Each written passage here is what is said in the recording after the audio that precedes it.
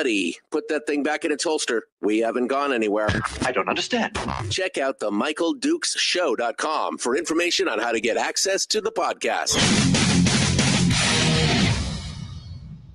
Welcome to the party, pal. The Michael Dukes Show. I have 2 guns, one for each of you. Firearms Friday. As Thomas Jefferson stated, it is the right and duty of the people to be at all times armed. Say hello to my little friend. I say that the Second Amendment is, in order of importance, the First Amendment. The right to keep and bear arms is the one right that allows rights to exist at all. The Michael Dukes Show. The right to keep and bear arms shall not be infringed. Firearms. From my cold, dead hands. Friday. Here's my rifle, this is my gun, this is for fighting, this is for fun. Firearms Friday.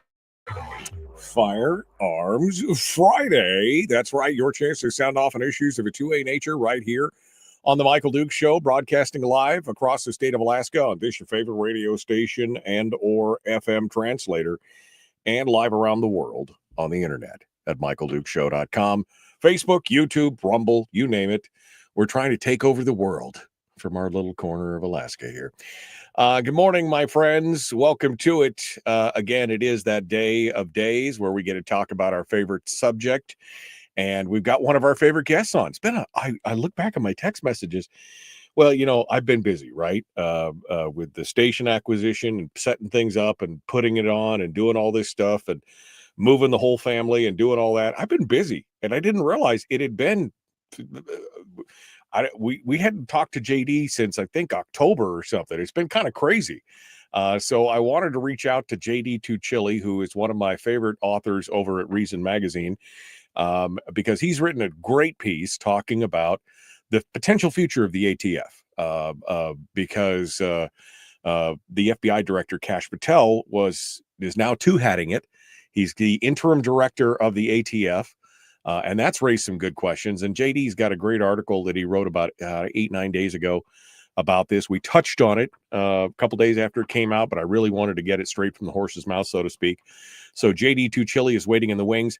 We've got some other headlines and stuff that we're going to talk about in the second hour of today's show. And of course, as always on Friday, we try and lighten it up. And we're going to be visiting with Willie Waffle in the final segment of the show. Yes, that's his real name. I mean, his parents must have hated him. Willie Waffle, he's our entertainment critic. We're going to talk about the streams and entertainment news and what, just kind of lighten it up before the end of the show. So that's where we're going. But before we get too far along here, let's just jump into it, because JD Tuccille, as always, prompt. You look up prompt in the dictionary and there's a picture of him right next to it. JD Tuccille has been with us, hanging out for a few minutes in the green room. Good morning, my friend. How are you? How's life been? You've been pretty busy yourself. There's a lot going on. I mean, we've had the holidays. We got family, got the whole bit, but it's been good. Been good. I hope it's been good for you too. Wow, you know, it's funny because usually JD and I try to talk to him every 6-8 weeks or so, and then I look back and yeah, it's been a hot minute, my friend. I haven't kept you in the loop because, you know, anyway, so yeah, I moved my family 300 miles, bought 4 radio stations, set them all up, did all that, but and the time is just flying by. It's crazy, but I guess isn't that what do they call that? You know, when you're young, everything seems to take forever. You know, that summer, that 3 months of summer seems like it lasts forever, and now 2 years is like that, you know, right, as you get older. So I guess it's all about perception, you know, as you go through. JD, let's get started in talking about this, because this is fascinating. One of the big problems for gun owners over the last decade has been the ATF. I mean, it's an agency that's been weaponized in many ways. But I mean, even before that, you know, we talked with people like Len Savage and everything else who have been, you know, that was 10, 12 years ago. I was talking with people like Len Savage who had been persecuted and prosecuted by the ATF. He won those cases, but that was when the ATF defined a string as a machine gun, you know, and some other crazy stuff that they did. But it just got worse over the last few years. And now with this announcement from the president and this appointment of Kash Patel, not only as FBI director, but now as the interim director of the ATF, it's got some people cheering. You point out some possible problems, but let's talk about this whole breakdown here. So start me off at the beginning. Yeah, I mean, this is kind of unprecedented. It's like the director of the FBI. He was confirmed in that position, Kash Patel, and make him the acting director of the ATF. But it makes sense in some real ways, and it's been proposed in the past. I mean, the big issue, as you mentioned, that we have this federal police agency called the Bureau of Alcohol, Tobacco, and Firearms, which is where it kind of wears three hats. It's a law enforcement agency, it's a regulatory agency, and it's a tax agency. And they're all rolled together into one horrible, horrible combination. The thing with federal agencies is if you give them a purpose, they've got to justify their existence in ever bigger requests for budgets and for power. And so they're always finding something. And if it's an enforcement agency, they're always finding violations. So they can, parade bad guys in front of the cameras, bad guys by their definition, and then justify a bigger budget request next year. And that's the ATF. And then you throw in an ideological element. I mean, we kind of dodged a bullet when Chipman didn't get approved as the ATF director under Biden, but Dettelbach wasn't a whole lot better. You still have an agency that's become increasingly hostile to private gun ownership, to private firearms retailing, and to the gun industry that it regulates over the years. And so the ATF is a big problem. And it's also more than a little incompetence. I mean, Operation Fast and Furious. And it doesn't play well with others, including its sister agencies. So the ATF has problems to address right there. I mean, and you're right. I mean, Fast and Furious is the most egregious example. One of my friends is David Codrea, who is one of the journalists that broke that story. It was called the Gunwalker scandal to begin with, because they were walking guns across the border. Then you discovered that they called it, that the government's actual code name was Fast and Furious. That's just one of the most egregious examples, where they walked hundreds and hundreds and thousands of guns across the borders to cartels, ostensibly to track them, trace them, and be able to capture the cartel members in a foreign country. And what they ended up doing was basically just getting all these guns across the border, and then on top of it, throwing the gun dealers that were on the border that they had strong-armed into working with them, throwing them under the bus in the eye of the public and chastising them publicly and doing everything else. It's really astonishing. I mean, we could spend a whole 2-hour show doing nothing but highlighting the foibles. The most recent one, well, I mean, we've got that Sailor where they took a replica machine gun and they sent it to the gun branch at the ATF, and they spent hours and hours and hundreds of man hours and who knows how much money converting it to get it to be able to fire one single shot. And now they're prosecuting the guy for owning and distributing machine guns, even though it was a replica machine gun that they modified in a machine shop and got it. I mean, it's that kind of, they killed the director of the airport down there in Little Rock, Arkansas, who was selling guns at a gun show. The guy was the director of the whole airport, pillar of the community, and they knock on his door and kill him in a raid. I mean, it's just, there's so many bad things that's happened with ATF. And like you said, here's an agency that they're an enforcement agency. And so to notch marks on their belt, they have to prove violations. And it's a lot easier to prove paperwork violations or minor violations than it is to find actual bad guys who are doing bad things. And so that's what they end up doing. It's exactly what they end up doing. I mean, and if they don't demonstrate that there's a need for them, they're always afraid that they'll be defunded, that they'll lose positions, that they'll lose status. So there's a real sense here that it would make sense to take a law enforcement agency and fold it into kind of the more general purpose FBI. And so while nothing has been said, I mean, we should be clear, the Trump administration hasn't said yet that they're going to fold the ATF into the FBI, and they can't do that without Congress. Putting the same person in charge and then letting him kind of reallocate personnel and loan them out and give them different tasking can do at least some of that or move in that direction. And that may be what we're seeing with Kash Patel, made acting director of ATF, even as he's already the confirmed director of the FBI. And there's precedent. This is not the first time someone came up with this idea. The Clinton administration wanted to do this when they had their National Performance Review, which was headed up by then Vice President Al Gore. They pointed out in the Performance Review's report that there was, I think at that time, there was 140 federal law enforcement agencies, I mean, of varying size and different roles and what have you. And they didn't cooperate especially well. They often fought over turf. We know ATF and FBI often don't get along. And their proposal was that the big three, DEA, ATF, and FBI, ought to essentially be folded together. First, DEA into FBI, that's the Drug Enforcement Administration. And then the law enforcement functions of ATF should go to FBI, and the regulatory and tax functions should go to the IRS. And then you'd kind of stick them together into one big law enforcement agency. So this is not the first time someone's thought of doing this, and putting Kash Patel in charge of both FBI and ATF may be a step in the direction that another president had already thought of. Right. Now, the initially the ATF, which was it was initially under the Department of Revenue, and it has since moved under the Department of Justice. So this seems to make sense in that regard. And I know there's been a lot of hand wringing. The Democrats came out with there was an 80 different Congress people signed this letter saying that this is wrong and you can't do this.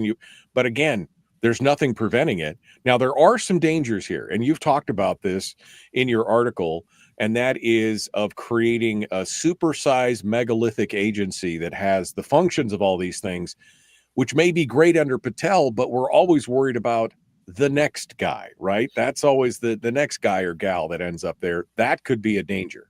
That's exactly right. I mean, the thing is, what you're hoping when you fold the ATF into the FBI, what we're hoping as self-defense rights advocates, is that you get the ATF not so monomaniacally focused on manufacturing gun law violators, because if they can't find enough gun law violators, they'll move over to drugs, or they'll move over to counterfeit, they'll move over to something else, whatever it might be.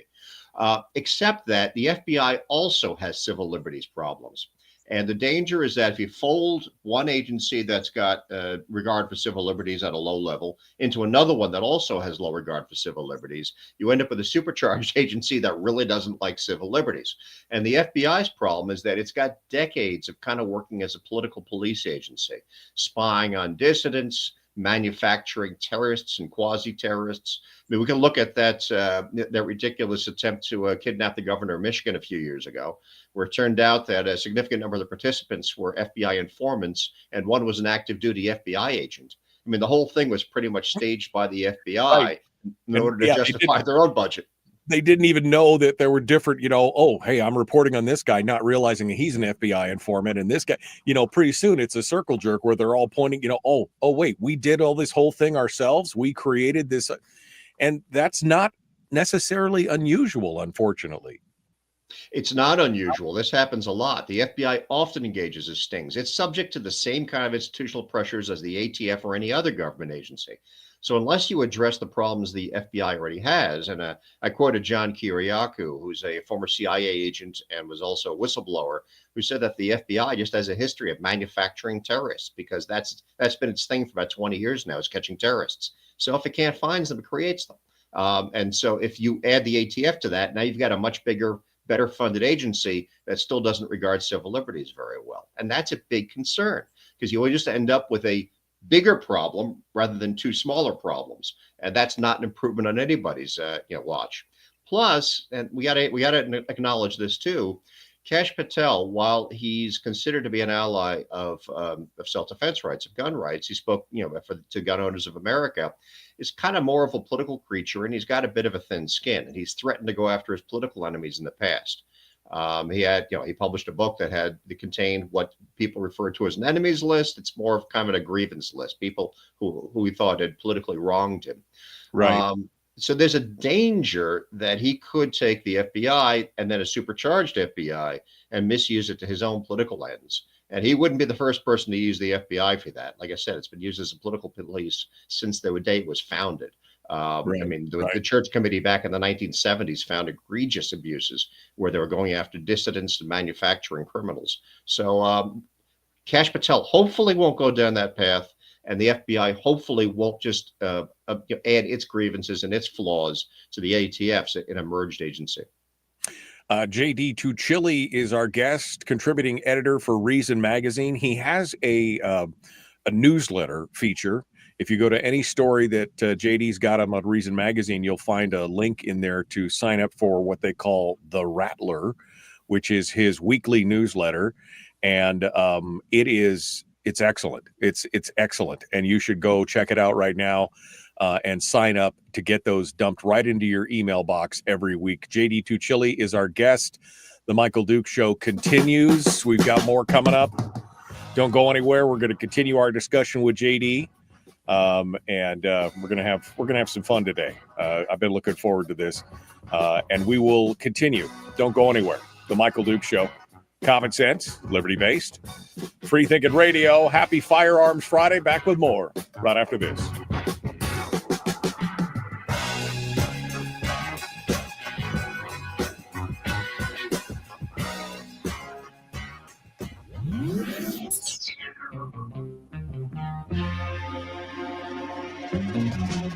Running on 100% pure beard power. Oh, also some coffee.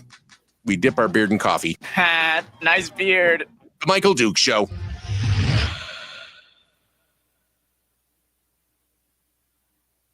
Okay, JD Tuccille is our guest, Reason Magazine. Again, special thanks to JD for coming in. It was at last moment. I thought I had sent him a text message earlier this week, and then when I looked, I realized I hadn't actually mashed the send button. And so I reached out to him yesterday, and he came up. You know how it is. I'm like, I'm typing it, and then somebody walks in on me, and I'm like, yeah, okay. And then I forget what I was doing because I'm old, apparently. JD, it's good to talk with you, my friend. Everything's been going well. I know before you said you've been busy. Anything new happening since October? What's been going on? Well, let's see. I mean, relevant to our discussion today is my family's family vacation this year is going to be a week at Gunsight, the Gunsight training facility in Nice. Arizona. So we're going to spend a week there getting more dangerous. And it's going to be nice, spend some time with our son and be back home from college. And, we rented a house for the festivities, and we'll just have a good time. Oh, that's going to be great. That'll be great. Yeah, I love that. The last time I did anything like that was in 2010, 2011. I went down to Front Sight in Pahrump when it was still Front Sight, and took a combat rifle course down there. That was an amazing. First of all, I weighed about 90 pounds more than I do right now, and it was the desert in Nevada. 97 degrees. That was not the fun part, but anyway, everything else was very, very cool. So it was definitely an exciting time. I look forward to being able to do more of that stuff. JD, I noticed something on your bio that changed. Maybe I just missed it before, but tell me about High Desert Barbecue. Oh, tell me. I just noticed that. Yeah, that's my novel. It came out about 14 years ago. I wrote that. It's a comic adventure novel. It takes place in the high desert of northern Arizona, and it's about environmentalists out of control. Federal regulators, EPA types, looking to justify their existence and teaming up with the environmentalists, and a kind of a scurvy crew of would-be heroes, or unintentional heroes, more like, who oppose their plotting while they trek through the desert. So it's if anyone's looking for it, it is available both for the Kindle and the Nook, as well as in paperback from Amazon. I had fun writing it, and then it sold. I mean, both the readers who read it tell me they enjoyed it, and and so I've not followed it up with another novel because it was a lot of work. But if anyone likes it, maybe I can be persuaded to do a sequel. Yeah, no, that sounds like fun. I mean, I was just thinking about, I found when I was moving, I found my copy of the book, Unintended Consequences. I don't know if you've ever read that. Yeah, I have. John Ross, this big, thick book. And I was like, because I was getting rid of a lot of my books, and I was like, well, I'm not getting rid of this one, because this one, I don't think it's in print anymore. And it's such a good book. So that reminds me of Unintended Consequences, or maybe Matt Bracken's Enemies, Foreign and Domestic. Both of those books involve agency overreach and kind of a false flag thing inside the narrative. So I'm going to have to see if I can track down a copy of that and give it a read. That sounds like some fun stuff.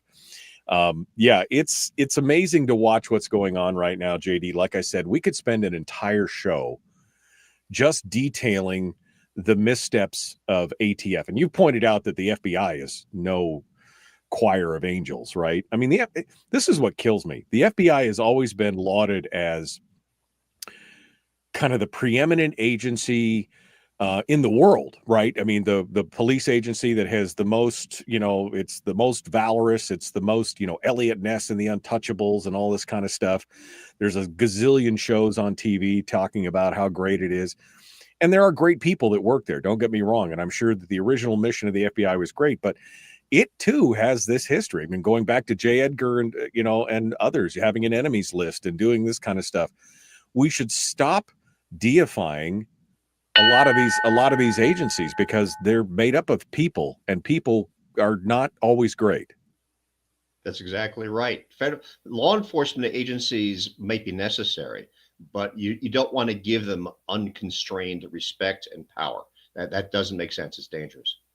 Yeah, no, it's crazy stuff. All right, JD Tuccille, our guest. We're going to continue here. Reason Magazine, contributing editor. You can find him at reason.com. Let's get back to it. Here we go.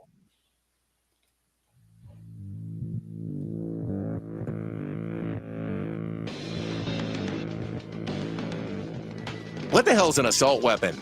If we could just figure out how to get all of the murder guns and the attack guns and not keep selling those to people and just sell protection guns, I think that would be great and solve a lot of problems. Does this mean that if we hurt your feelings, you'd consider the Michael Dukes Show assault radio?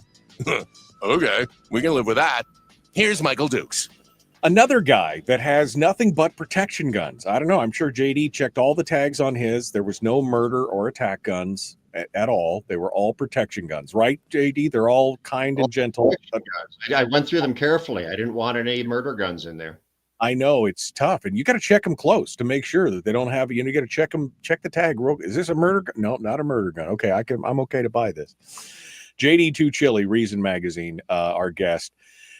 So JD, I guess the bigger question here is, and we've kind of gone over the article and the ups and the downs and everything else, but I guess the biggest question for many of us who've been watching the shenanigans of the ATF over the years, I mean, and their hat just keeps expanding, right? Because it was first it was the Bureau of Revenue, Department of Revenue, and then it was the Bureau of Alcohol, and that was during the time of Prohibition. That's when they really got their chops. And then it was tobacco, and then firearms, and now it's explosives. So they're wearing all these different hats.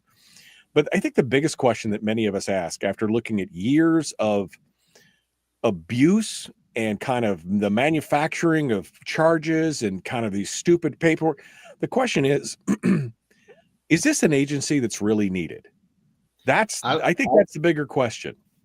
I would say no. I don't think the ATF serves a valid purpose. I mean, do you need? Is it useful to have investigators who have skill in, law enforcement investigators who have skill in firearms and explosives when you're investigating crimes? Yes, it is. Do you need an entire agency full of them who also have regulatory and tax collection duties? No, that sounds like a hot mess to me. So I don't think the ATF serves a valid purpose. That expertise can be transferred to a couple of agents over in different law enforcement agencies, put them in the FBI and let them investigate the use of explosives and incendiaries, and that'd be fine. But should the ATF exist at all? No, I don't think it should exist at all. Why should we have an entire law enforcement agency dedicated to regulatory violations and misuse of firearms when we have too many laws on the books regarding firearms that we ought to be sweeping away? Too many regulations on the books regarding firearms that we ought to be sweeping away, when the licensing and permitting requirements that they enforce ought not exist, and when the taxes they collect ought not be collected. So the ATF ought not exist, because it's going to find, so long as it has this mandate, it's going to find violators that it's going to arrest, and it's going to parade across TV, in front of TV cameras, so it can ask for more money next year. And we know this because this is what it's always done. This is what all federal agencies, all government agencies do. They justify their existence by finding people who violate whatever it is that is their remit, and then punishing them, and then saying, see, we need more so we can catch more people like that. That case in Little Rock, Arkansas, we talked about it earlier, with the head of the airport there ended up being killed by ATF agents crashing in through his front door. I mean, he was being investigated because he sold guns from his hobby just as a private party. And the ATF decided, he'd crossed the line into commercial sales. Okay, that's a paperwork violation based on a subjective read of how many guns you ought to be buying and selling before you suddenly become a retailer. You know what? That line ought not exist. It ought not be regulated. But if it's going to be regulated, a polite letter or phone call saying, we think you might be overdoing it, step down the sales, would be the appropriate response if we accept the existence of those regulations. I don't, but that still could be handled by a nice letter. They crashed in his front door and started a gunfight. He ended up dead. That's not appropriate. Right. You don't just, and that's the thing, this no-knock warrant, this whole thing, he had no idea that was coming. They bust into his house at 6:00 in the morning or 5:45 in the morning at some day. And I don't care if somebody busts into my house at dark 30.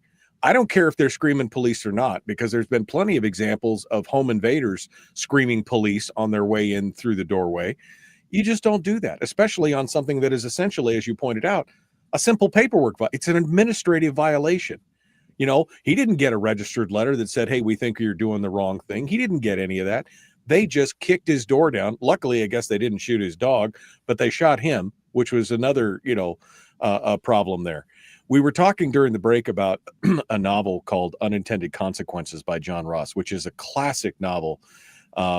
And in that, one of the things that I really appreciated about that book was that he goes back into the history of the creation of the ATF. And the ATF was initially founded under the Department of Revenue during Prohibition. They were looking for bootleggers. That's where the alcohol part of ATF came from. And the problem is that when Prohibition ended, you had this agency that was stood up with all these employees, with all these enforcement officers, and they weren't going to have anything that they could do. Now, luckily, the Congress had just passed the National Firearms Act in 1934, and so it gave them a whole new mission. And so that's where the U.S. v. Miller and all these other cases came out, because all of a sudden your shotgun that was 25.5 inches instead of 26 was a violation, and they started going after gun owners. And like you said, I don't necessarily think that the expansion, that the behavior of a governmental agency to expand its budget, to expand its power, in and of itself, that's not necessarily evil. It's just the nature of the beast. But when you are manufacturing things to try and justify your existence, that's when it slips over the line into wrongdoing. And we've seen so many examples of that. You have to call into question is whether or not this agency should actually exist. And of course, on the premise that the Second Amendment shall not be infringed, you have to start calling into question all of these laws to begin with. That's exactly right. I mean, if there aren't government agencies, law enforcement agencies need lawbreakers in order to justify their existence. And so if there aren't enough lawbreakers, they'll manufacture the lawbreakers. That means they put people's lives at risk. They put their freedom at risk. They kill people. They destroy families. They bankrupt businesses. And the ATF has done all of these things. And in fact, all law enforcement agencies have. It's an inherent danger of the beast, which is one of the reasons why we ought to be skeptical of law enforcement agencies, just as with any element of government, because it wields vast and dangerous power. And with the ATF focused on firearms and having a regulatory function as well as a tax function, it's got a lot of different tools it can use to destroy people.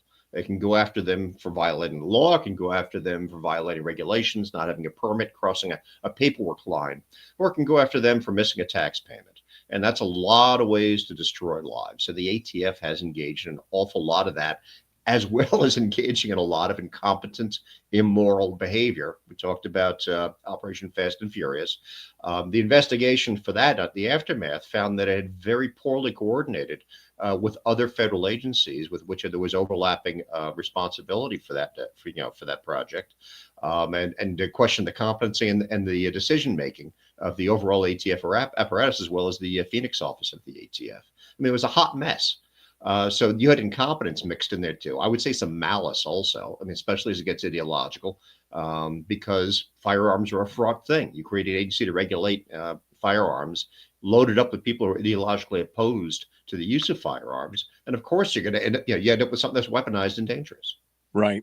Well, and I remember seeing an interview on Fast and Furious specifically.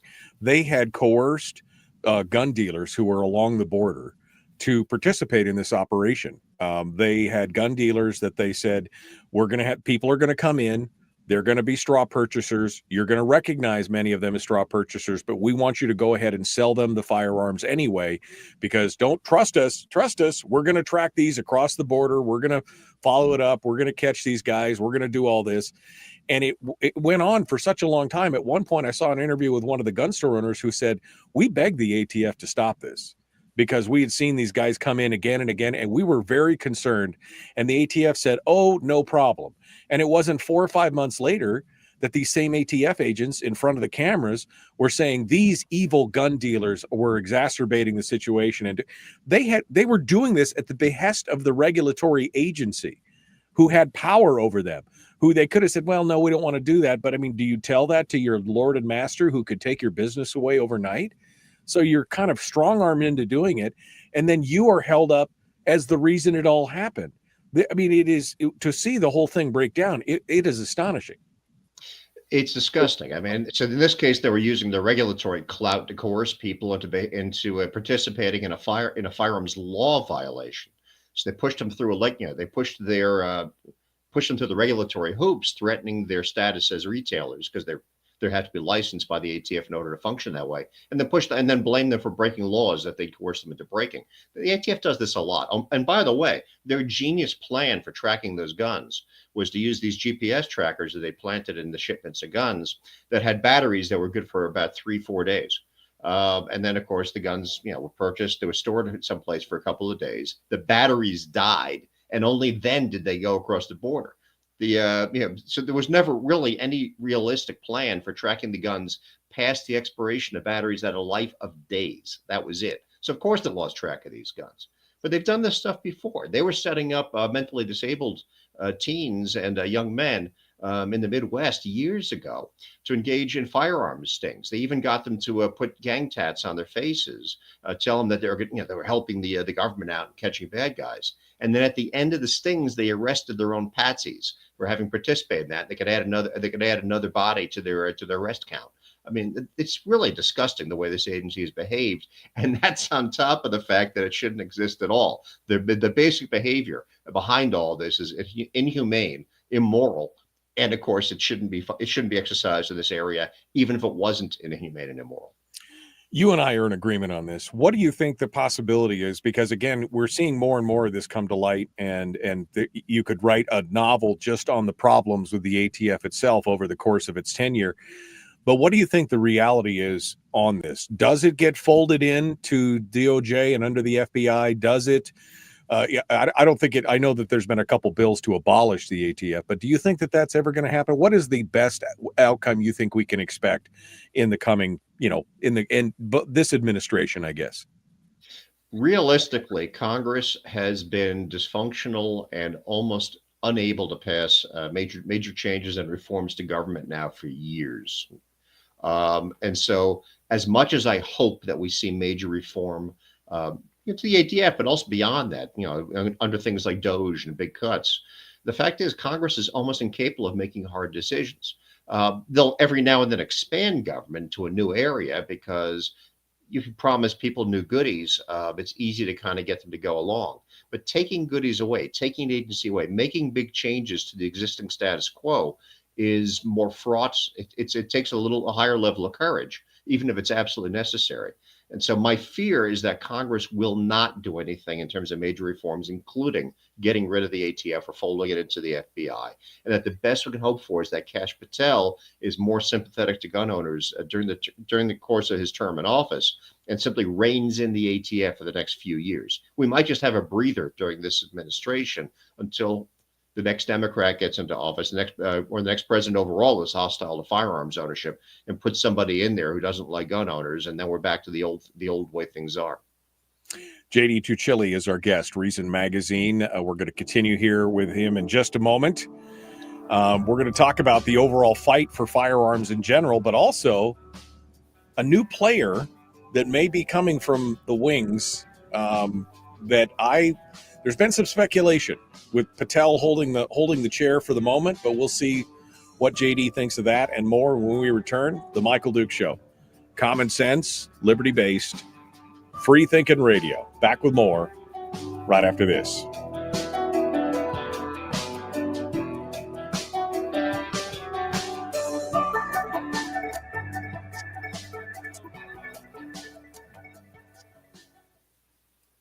If you missed the show, you can listen to it on your time with Dukes On Demand. Oh, and it's free. Like America used to be. Streaming live every weekday morning on Facebook Live and MichaelDukesShow.com.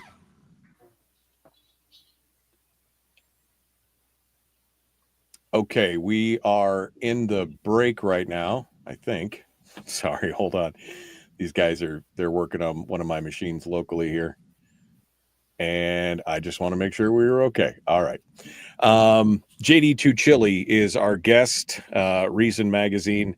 JD, it's been kind of crazy. What is some of the other stuff that you've been working on? Because I know, and we've been talking about this. You wrote here recently, you and I talked about things that were going on in Alaska, and you wrote about the Jones Act and some other stuff. Have you seen any other movement on some of that stuff? Because we're talking about right now, we're facing this shortage of gas here in Alaska, even though we've got 17 trillion cubic feet of gas up on the north slope of Alaska that we can't get. And I see now there's been kind of a renewed push and a discussion.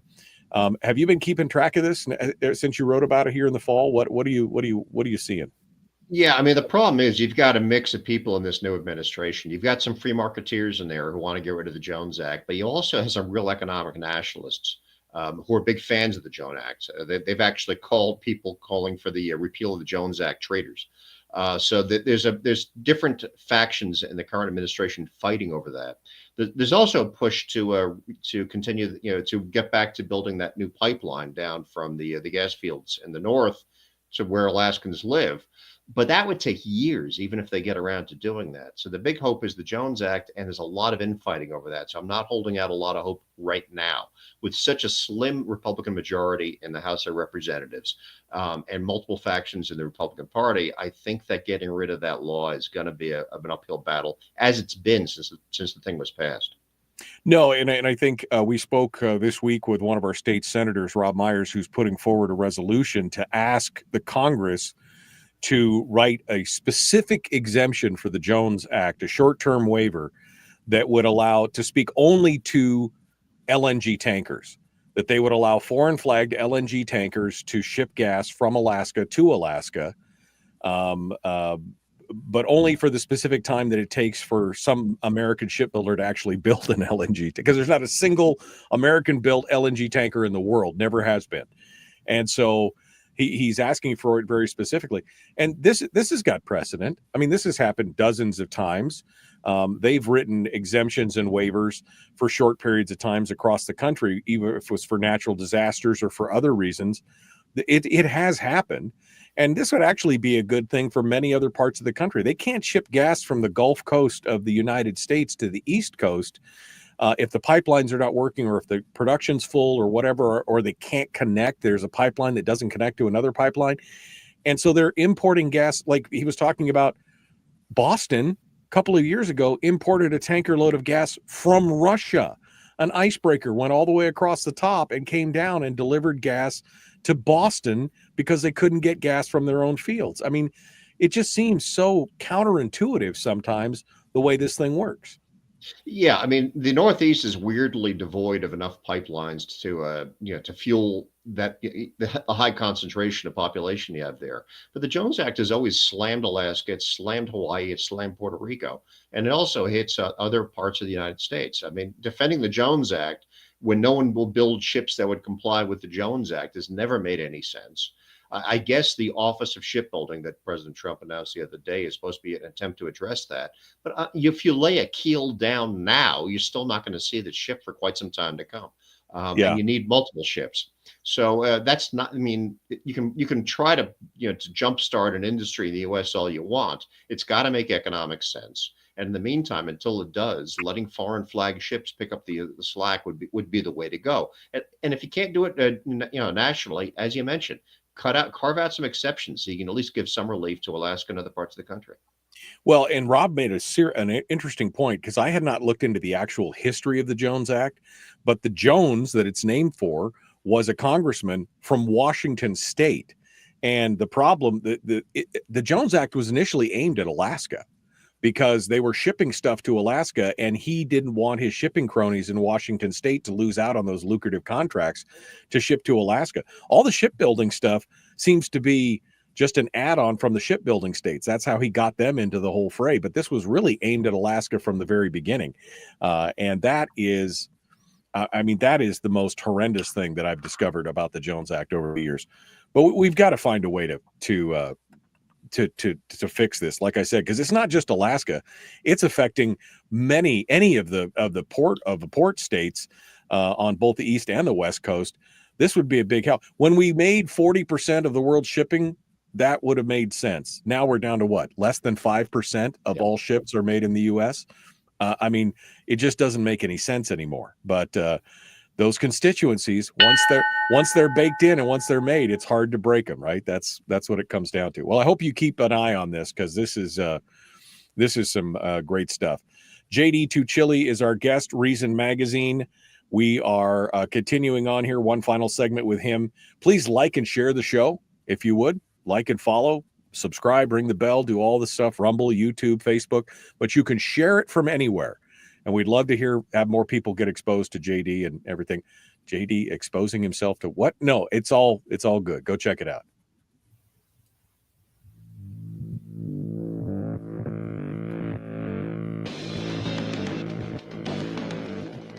What the hell's an assault weapon? What isn't? If I assault you with a penguin, doesn't that make it an assault weapon? Does this mean that if we hurt your feelings, you'd consider the Michael Dukes Show assault radio? Okay, we can live with that. Here's Michael Dukes. Yeah, those are salt penguins. Man, those things are vicious, especially the Emperor version. Those are like the evil black rifles of penguins. 4 foot tall. Those things will kill you. Welcome back to the program. It is the Michael Dukes Show. It's Firearms Friday. JD Tuccille, contributing editor for Reason Magazine, continues with us. We've been talking about the folding in of the ATF under the FBI, that we may be in the early stages of something like that, because Kash Patel has been named the interim head of the ATF as well as the director of the FBI.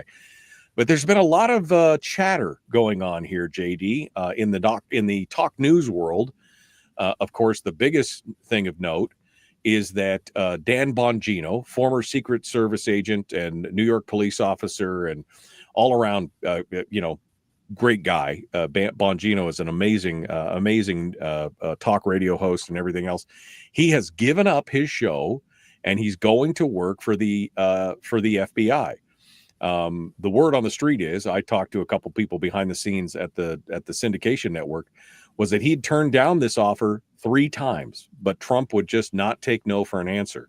And there's been some speculation that Kash Patel is the interim director of the ATF only long enough to wait for Dan Bongino to get in there, and that potentially he could be tapped, because he's going to be a deputy director. He could be tapped to oversee that agency. And he has some thoughts on the ATF, if you've ever listened to Dan Bongino. What are your thoughts on that? Do you think that would be a good thing, a bad thing? Do you think it's a possibility? What's your take on it? It would be a good thing in terms of reigning in the ATF. It would make it less likely, if you have a standalone person responsible for it, that they're going to fold the ATF into the FBI. But Bongino is tough, tougher, I would say, than Patel is.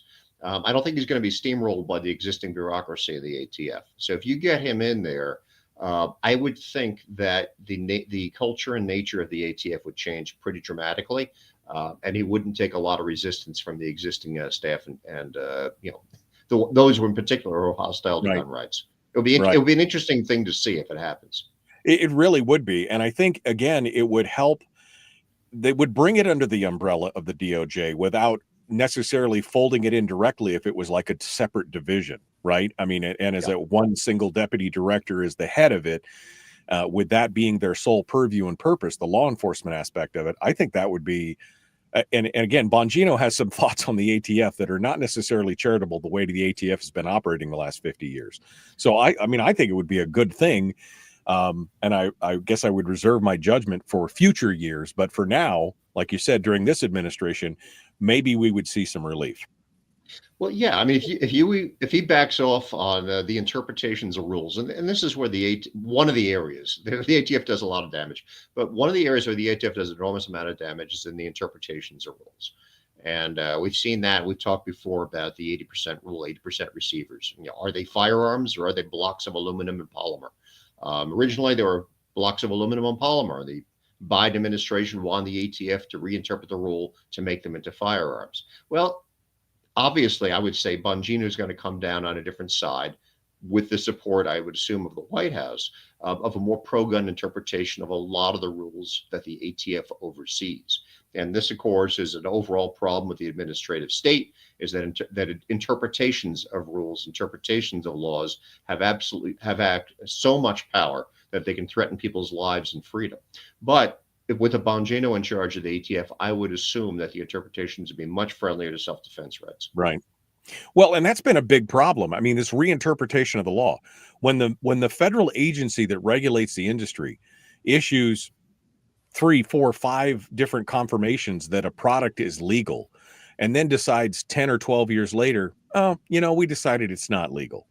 First of all, that's not constitutional. Second of all, it lacks just a certain amount of fairness. You've had people build their whole lives about manufacturing or distributing or selling a product, or consumers buying a product, and now all of a sudden they're either out of business or they're potentially felons for a simple determination that they decided to change their mind. And that's not how laws are supposed to be.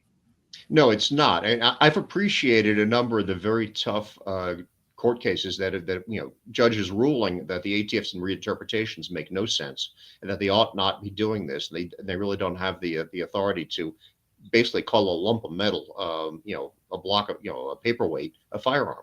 But beyond that, I don't think any federal agency ought to have the power to interpret its rules that's interpreted in one way and in such another way that's essentially legislating. That is an excessive, accumulation of power by the agency, and it's a dereliction of duty by Congress to assign them laws that can be interpreted that way. They can be interpreted at all. If Congress can't pass laws that are clear in the way they're written, it ought not be passing laws at all.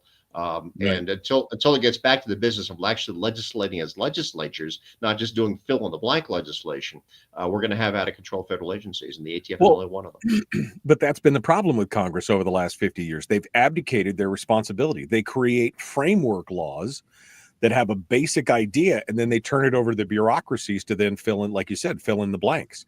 And then the bureaucracies are essentially writing laws that they themselves are enforcing and giving themselves all the ability and the power. And like you said, it's been refreshing to see some of these courts say, you're an administrative agency. You do not have legislative powers, which is essentially what you're trying to assume here is legislative powers. This is on Congress. And eventually Congress is going to have to step up, I guess it'll all come apart, but there's two choices there. But Congress is going to have to step up. We got about 5 minutes here, and I wanted to ask the big question, because I think a lot of us feel like in the battle for gun rights in the country, we've taken some big W's. We've gotten some big wins over the last few years. I mean, Bruin obviously is the pinnacle of what's happened. A lot of stuff in the last couple of years have been pivotal because of the Bruin decision. You had Heller and McDonald and all the other cases underneath that.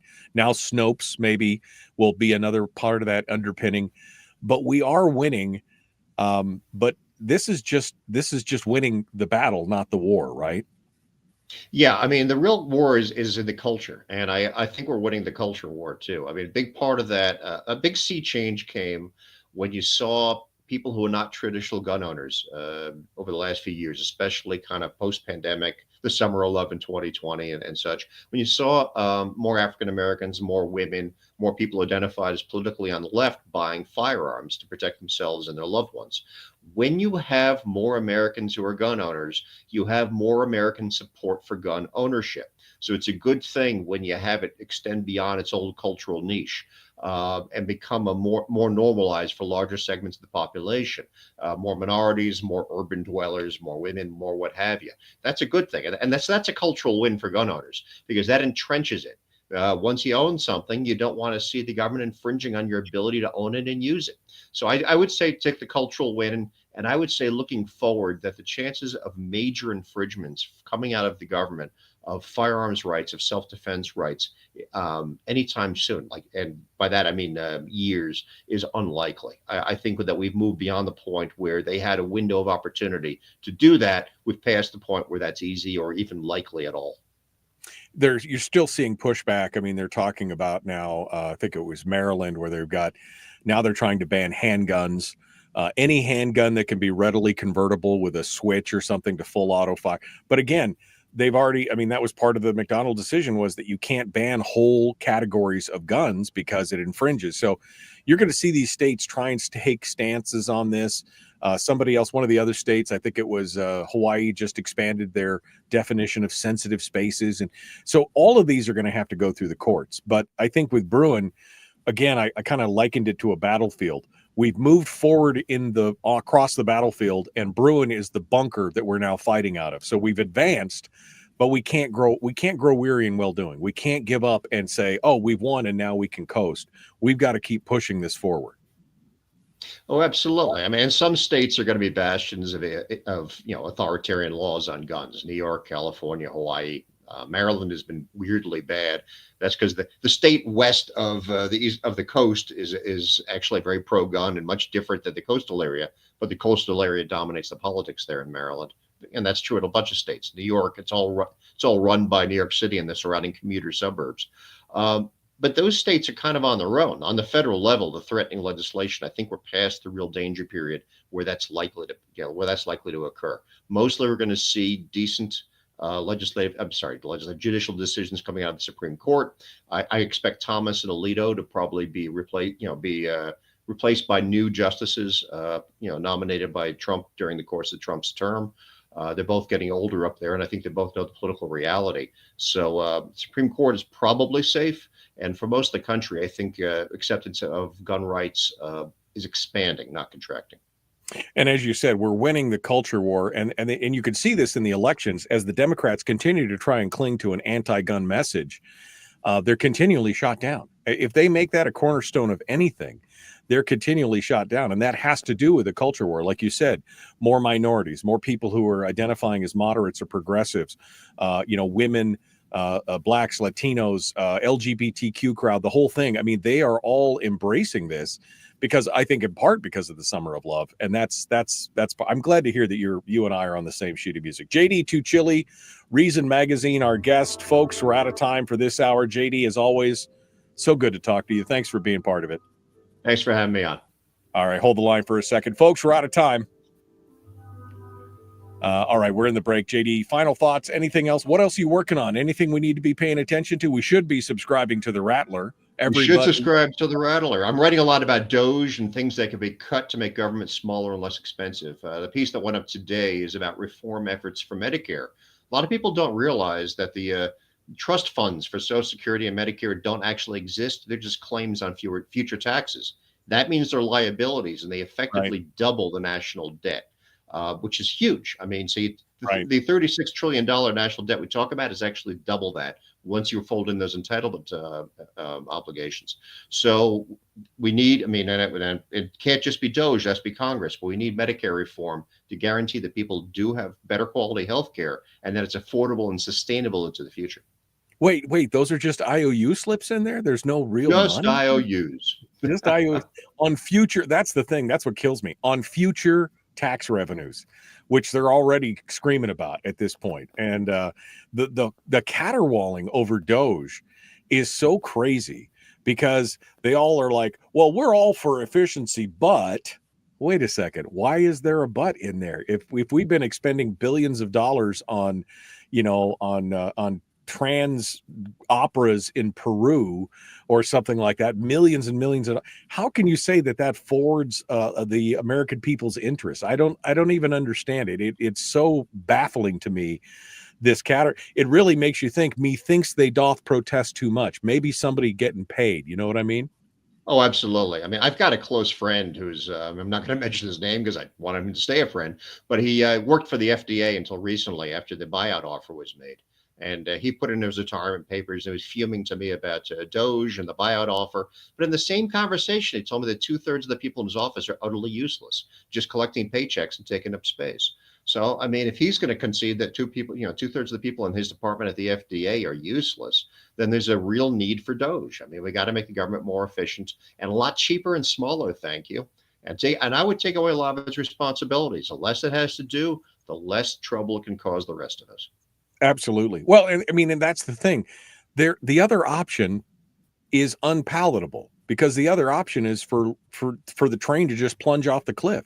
You cannot continue to spend $1 trillion more than you take in every year and expect that it's going to work out okay. Right? No, I mean, that money is. I mean, right now it doesn't exist. I mean, we've committed, our federal government has committed to expending an ever-growing amount of money with a growing gap between revenues and expenditures up until it all collapses. And the best guess I've seen is from the Penn Wharton budget model at the University of Pennsylvania, that we have no more than 20 years before we're either the federal government's defaulting on the debt or devaluing the dollar to pay off and basically in funny money. And that's assuming the markets don't clue in before the 20 years. And of course they will. So let's say we got 10 to 15 years tops. That's it. Yeah. And I think that alternative is not palatable. Sure. Cutting into bureaucracy. I've often said, it's better to get sick from the cure than to die from the disease. And that's where we are right now. I'd rather take the chemo than die from the cancer, because at this point, that's exactly what's coming. If it does come and the dollar crashes, it stops being the world reserve currency. They, like you said, they reissue bluebacks instead of greenbacks or something at a 10-to-1 margin or whatever. It catastrophic is the word that I would use. Catastrophic. And if we don't get a handle on it, it's going to hurt us and our children. That's exactly true, and I have high hopes for Doge, even as I think Congress won't act on some of this, is unlikely to act on the things that need to be done, but they need to be done. And Doge is the best opportunity I've seen in decades for actually cutting the size and the cost of government. And I'm really hoping that it works and accomplishes something good, because if it doesn't, I don't know what else we do. Yeah. Well, and luckily there's a lot of administrative power in what they're doing, because a lot of this is administrative and does not require the authorizations. I mean, some big changes require Congress to participate, but a lot of this can be done from the administrative side. So we'll keep an eye out and just keep writing, my friend. You're doing some great work, and I really appreciate you and what you do. And I appreciate you coming on board. We'll talk again soon. It's been my pleasure. See you next time. All right. Thanks, JD. Appreciate it. JD Tuccille, Reason Magazine. Man, love talking to that guy. Okay. Why is that weird? Okay. We are getting ready to jump back in here to hour 2. We've got some headlines. I suppose I should start the phones, because I didn't do that earlier because I was too excited about talking with JD. So let's get that locked and ready and loaded. But yeah, I really appreciate JD. He's it's been a long time since we've talked. Time's just going so fast. I mean, how did we get to the March already? I just got started the other day. How did we get started? How will we make it all the way to March? All right. Well, this is going to blow my volume here, so I'm going to shut up for a second. Dot. It's taking its sweet time. Tell you that for nothing. Taking its sweet time.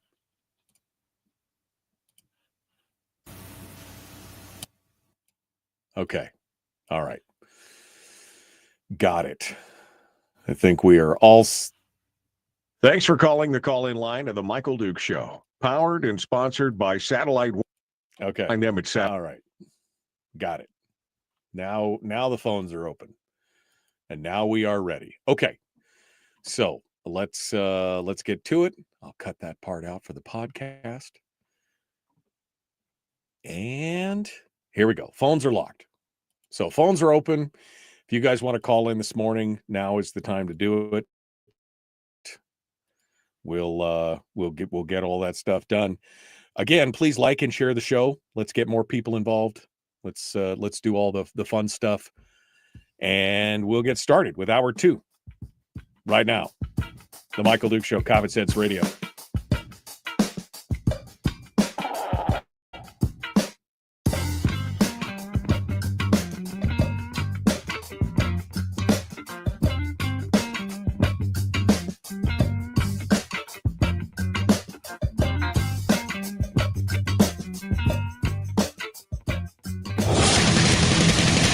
Whoa, buddy. Put that thing back in its holster. We haven't gone anywhere.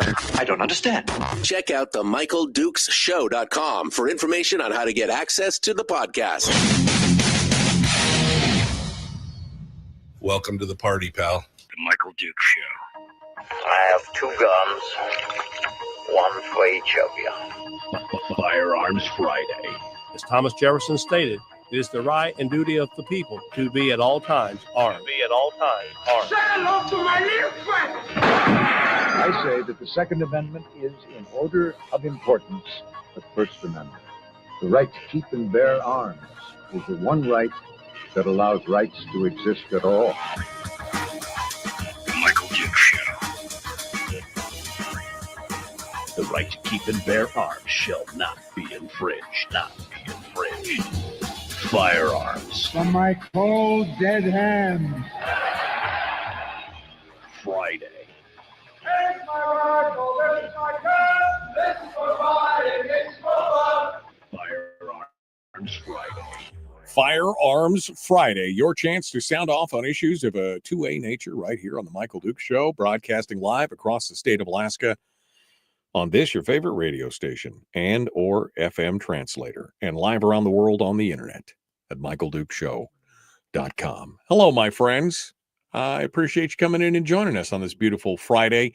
We just finished up with JD Tuccille from Reason Magazine. Great interview with JD, talking about the latest move by the Trump White House to what looks to be the opening moves of folding the ATF into the FBI, or at least putting it under the purview of the FBI at some point. And this is some good stuff. And JD has got a lot of good insight into that. And if you missed it, you can go back and listen to it on the podcast, and which is available wherever you find podcasts, or you can watch the replay on Facebook or YouTube or Rumble. So go out there and check it out. Some good stuff there from JD Tuccille from Reason Magazine. JD's also been writing a lot about Doge recently, and pointing out some of the things and some of the places that you can find the efficiencies and everything else.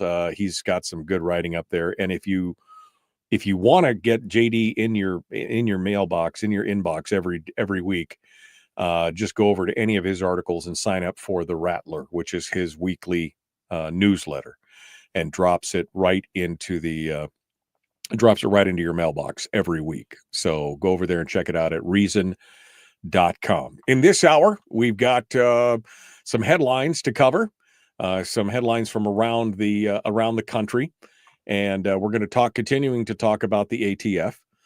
Which was the topic of hour 1. We'll talk about some of the more egregious things that are happening here locally.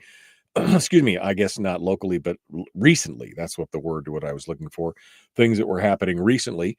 We'll also take your phone calls. The phone lines are open this morning. One of the whole premises of Firearms Friday is that we want to talk with you. We want to demystify the firearm, and to explain if you have questions. If you're not, this show is not necessarily for those who are pro-gun, although many of you love to listen to it. The show really is aimed at people who are gun curious, not pro-gun, not anti-gun, but somewhere in the middle, who are like, I could take it or leave it, but I do have questions. And that's why we're here. So the phone lines are open at 319-527-3864. 319-527-3864. I know it's not an Alaska number, but I couldn't get an Alaska number for the system that I'm using. So I'm sorry. That's how it works. So drop us a line if you'd like to talk today. Any question is any firearms related question or gun related topic is fair game. Love to hear what you have to say here this morning, and feel free to feel free to ring us up and let's get talking to it, shall we? So some of the stories, and Willie Waffle will be at the end of the show today. I forgot to mention that. Willie Waffle for the entertainment review, and for our weekend movie review, we're going to talk with Willie here in just a little bit. So with JD, we were just talking about some of the outrageous behavior over the last 50 years for the ATF. Some of the things that they have done that just is mind-blowing. Some of the stings and operations. We talked about Operation Fast and Furious, which is probably one of the most egregious examples as far as scope, not necessarily as far as impact, but as far as scope, where they allowed thousands of guns to cross the border into the hands of cartels, ostensibly to track those down and catch the cartels in action. But of course, we know that that was ultimately an absolute failure, and actually created in part kind of a international incident between Mexico and the United States, because the State Department knew what was going on, and they were running guns across the border into Mexico, and they were planning on going into Mexico to get that. And anyway, that's a whole thing. But some of the more recent actions by the ATF are still calling into question. We talked about the administrator of the Little Rock, Arkansas airport, who, again, a pillar of the community, had a hobby of buying and trading guns, was a collector, and had been selling guns as a private citizen at gun shows and in other places. And the ATF decided he sold one too many guns and he should really be a commercial dealer and not a private seller. And instead of issuing a letter, instead of sending a certified letter or sending an agent during business hours to talk to him or anything else, they executed a no-knock warrant on his house at 0:30 in the morning and instigated a shootout with him, killing him in his own home. And this is just another example of some of the craziness that's been going on. Now, one that you may not have heard about is a man by the name of Patrick Tate Adamiak. Patrick Tate Adamiak is a former sailor, former U.S. Navy sailor, bought a replica Sten submachine gun at a local gun show. It's a toy. It's non-firing. It's a replica made in. He paid $75. It's sold online to this day, and he hung it up on the wall. You know, it was made of zinc alloy. Wasn't made of the proper steel. It was basically just again a replica, non-firing replica. The ATF decided that for some reason they wanted to make a point with Adamiak.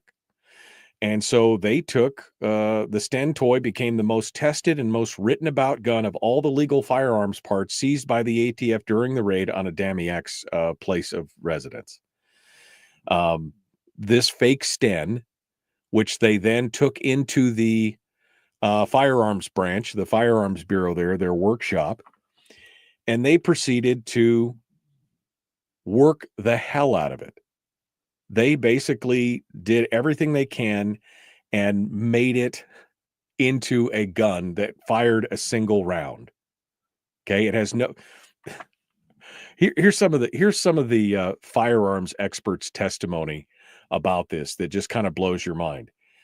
Exhibit 28 is a non-firing replica of a Sten Mark II machine gun manufactured by Denix in Spain. The exhibit is 31 inches long, and overall, it has the physical appearance of a Sten machine gun and simulates a Sten machine gun's action. My examination revealed the receiver in the magazine well of the exhibit is comprised of a homogeneous casting of zinc alloy. The simulated barrel is a hollow tube with no chamber and thin walls. The barrel assembly of the exhibit is simply press-fitted into the receiver. The bolt does not contain a firing pin or an extractor. I field stripped the exhibit to its major components. It appears unmodified from its original configuration. But then they went on to continue and try and make it to the point to where the damn thing actually fired a single round. I don't know how many hours or modifications would have to go into something like that when it has no chamber, has no firing pin, has no nothing. How are they? I mean, I wouldn't want to be standing around that thing when they did it.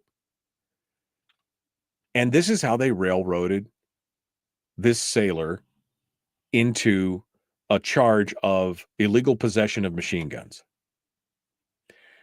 And this is from last year. This is from last year. So this is before the Little Rock incident. But this is the kind of stuff that's been going on. And this, quite honestly, folks, is one of the reasons why people have a major distrust in government, because of actions like this. This is like what was the guy's name? Obermeyer.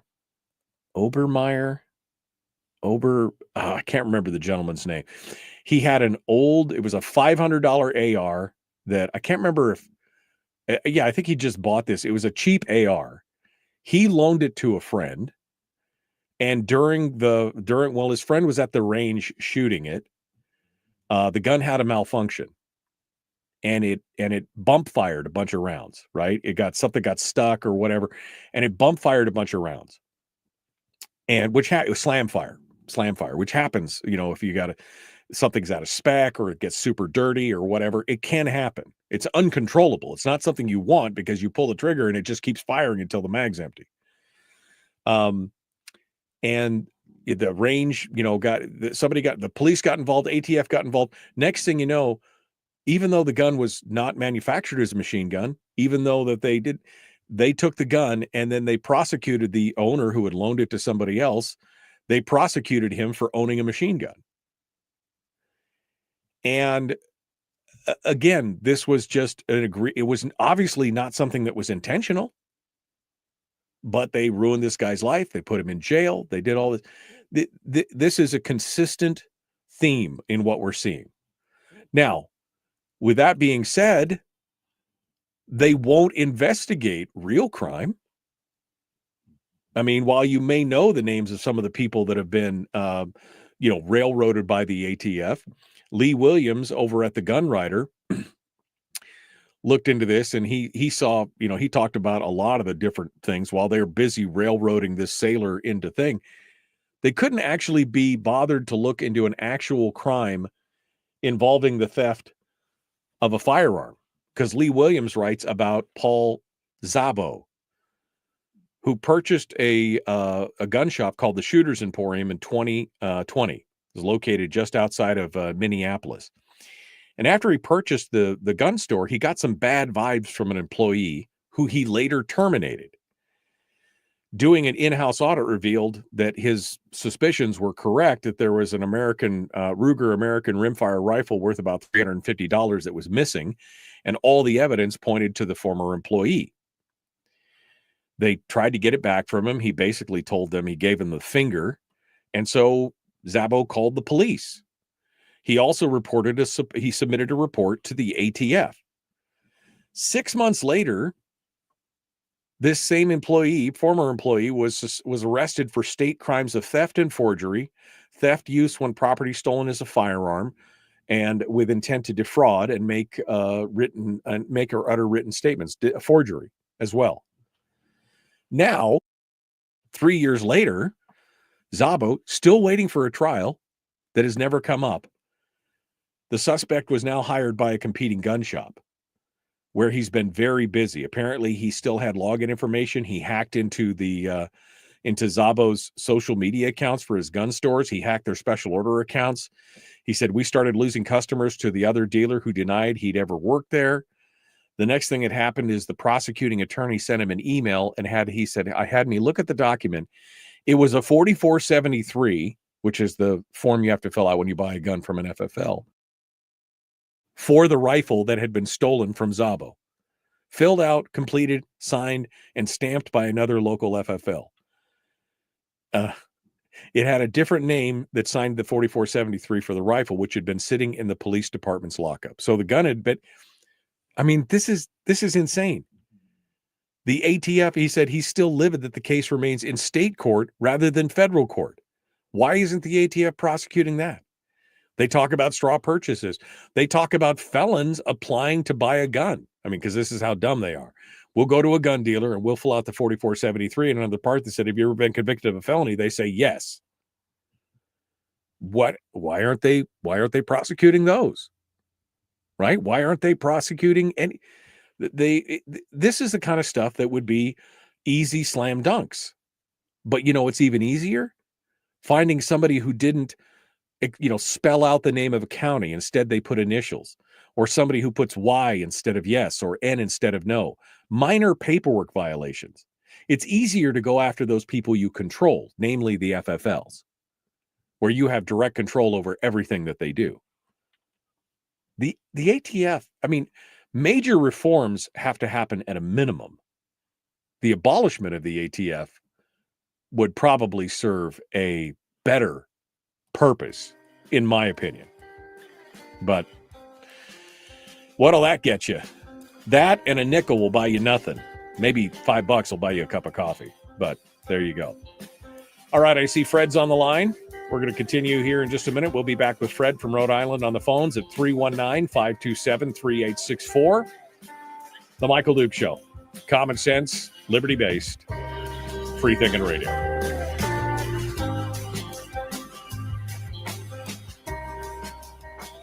If you missed the show, you can listen to it on your time with Dukes on Demand.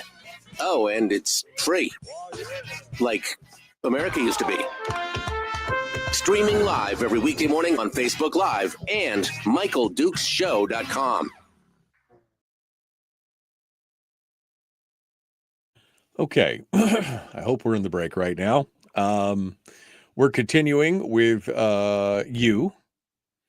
And I see that Fred's on the line. Fred, hold the line. We'll be right to you here, bud, when we come back throughout the day. What about the kid on YouTube that had the credit card that could theoretically be cut into pieces to create a full auto device for an AR? The device was found not to even work, yet he's rotting in jail, I think is what she's trying to say. Yeah, that's exactly it. Although I will say, why would you poke a hornet's nest? Because I thought about this. What it was that it was a business card made of metal. It was the size of a business card, and it had on it his, business name or whatever. And on the back of it, it had a template stenciled out where if you cut it and folded it into an AR specifically, it would become an AR auto sear, right? That's what the theory was. But as Armed in AK here on YouTube points out, it didn't really work. But why would you poke the bear, right? Why would you poke the bear? But I agree. That was just dumb.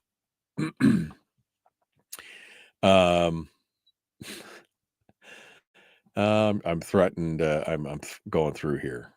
We need to hear from Fred. Yeah, no, I'm with you. Time drags on when you're retired, says Kim. Well, I look forward to retirement then, Kim. I'd like things to slow down just a little bit.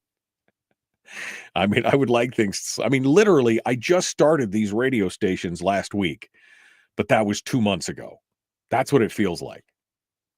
Just crazy, crazy stuff. Cause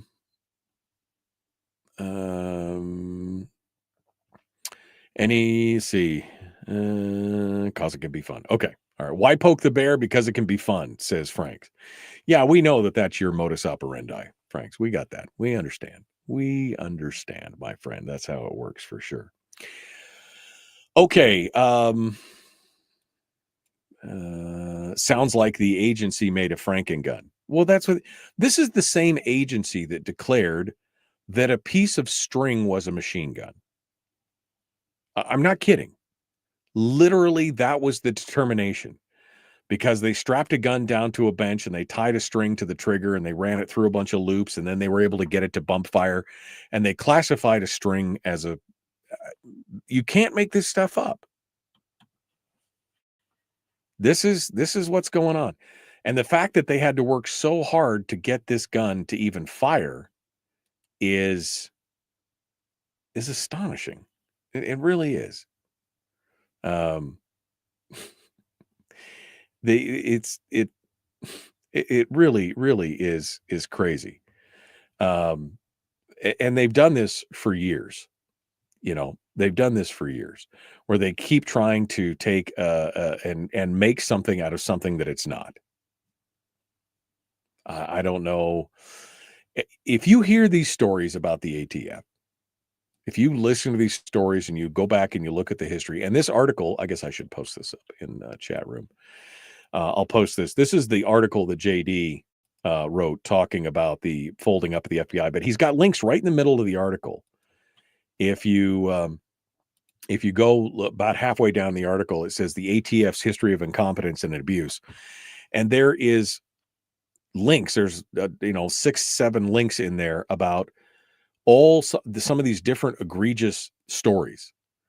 The Fast and Furious, the story where he talked about mentally disabled people, where the FBI lured them into a sting and said, you're helping your government, and then convicted them as patsies. How they've lost guns, how the ATF has lost machine guns, gun parts, how they've killed people over paperwork violations, and how they unilaterally decide to reinterpret the laws. If you're not outraged by some of the things that are happening here, you may need a checkup from the neck up. That's all I'm saying. Because there's some crazy stuff going on out there. And this is just, again, you could fill an entire book with the botched and, unscrupulous things that have been done. And he said it's not just the ATF, it's many agencies, but this one is near and dear to my heart. It's a tough one. All right, we're going to continue here. Jumping back into it, the Michael Dukes Show. Common sense, liberty-based, free thinking radio. Like, share, subscribe, ring the bell. Let's do this thing. Here we go.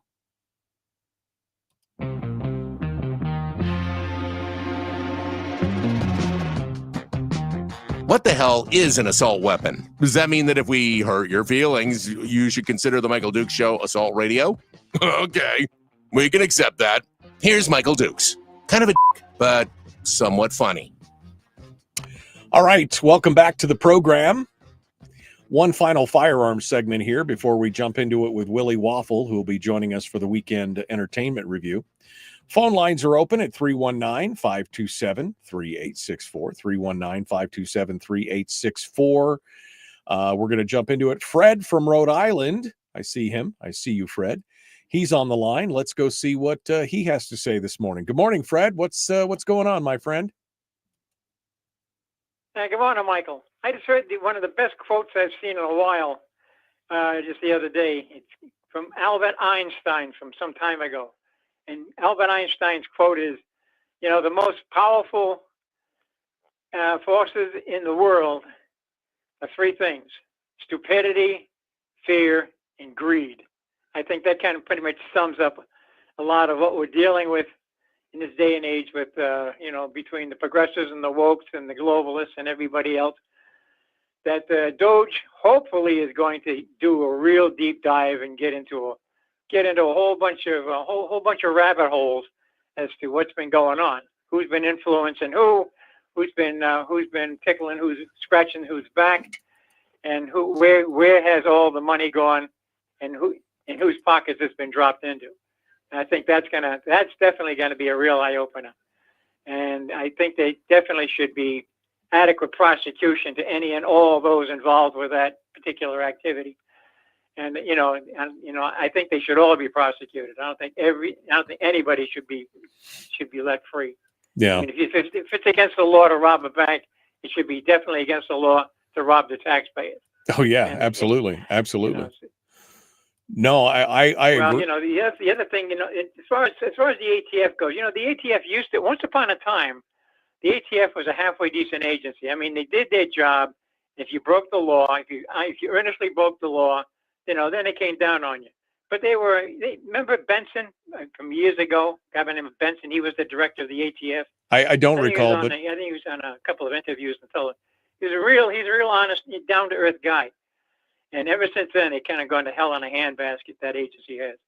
And it's a shame because they've been like so many other departments of the government, in agencies of the government, they've been weaponized, and they just been taken over by from the executive branch or some influencers from Congress and the Senate who've gone in there and just manipulated them to their own for their own nefarious purposes. Right.